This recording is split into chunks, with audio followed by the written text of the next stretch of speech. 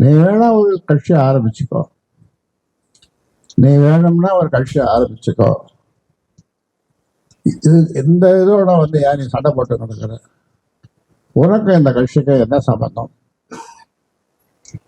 நீ வேணா ஒரு கட்சி ஆரம்பிச்சுக்கோ. இன்னும் கூட சொன்னேன், நான் வேணா பேரை வச்சு பேரை சொல்றவர் அந்த கட்சி பேரை அப்படின்னா கூட கிண்டதா சொன்னாங்க.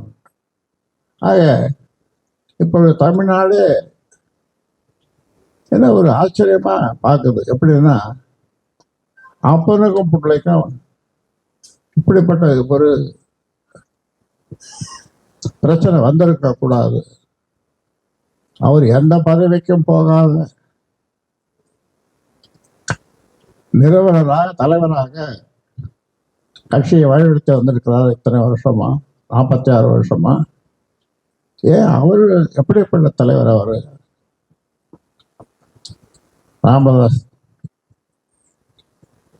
அவரோட போய் ஏன் மோதுறது, அசிங்கம் அவரை வர்ணிக்கிறது, அவரை பற்றி எனக்கு கண்ணும் தெரியல, காதும் தெரியல, பேச்சு வரல, படுத்த படுக்கையாக இருக்கேன் அப்படின்லாம் சொல்றது.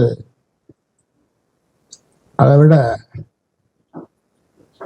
ராத்திரியில் திறந்த கதவு திறந்து தான் பார்த்துன்னு இருக்கேன். கதவு திறந்து தான் பார்த்துன்னு இருக்கேன்.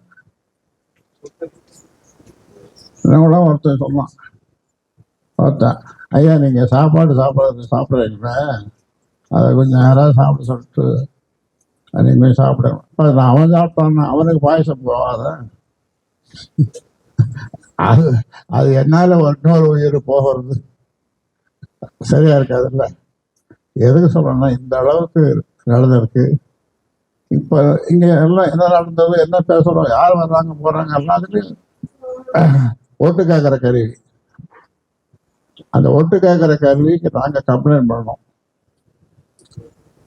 ஆனால் இது வரைக்கும் அந்த சைபர் கிரைம் அதை பதில் சொல்லுது.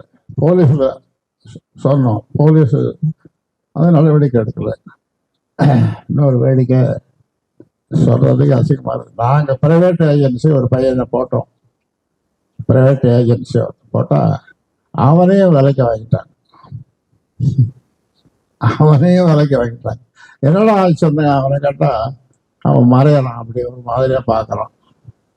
ஆக இப்படியெல்லாம் தமிழ்நாட்டு அரசியல், அதுவும் அதாவது ரீசன் அண்ட் டெவலப்மெண்ட் பாலிட்டிக்ஸ் நான் நடத்த போகிறேன். எல்லாம் வாங்க வாங்க வாங்க. ரீசன் அண்ட் டெவலப்மெண்ட் பாலிட்டிக்ஸ் அது கிரேனில் வச்சு மாலை வச்சு கழுத்தில் போட சொல்கிறதும் ரீசன் அண்ட் டெவலப்மெண்ட் பாலிட்டிக்ஸ். ஏதாவது பண்ணி போட்டோம், ஆசை இருக்குது, எதாவது பண்ணி போட்டோம். என்னை பற்றி பேசுவதற்கு உனக்கு எந்த உரிமையும் கிடையாது.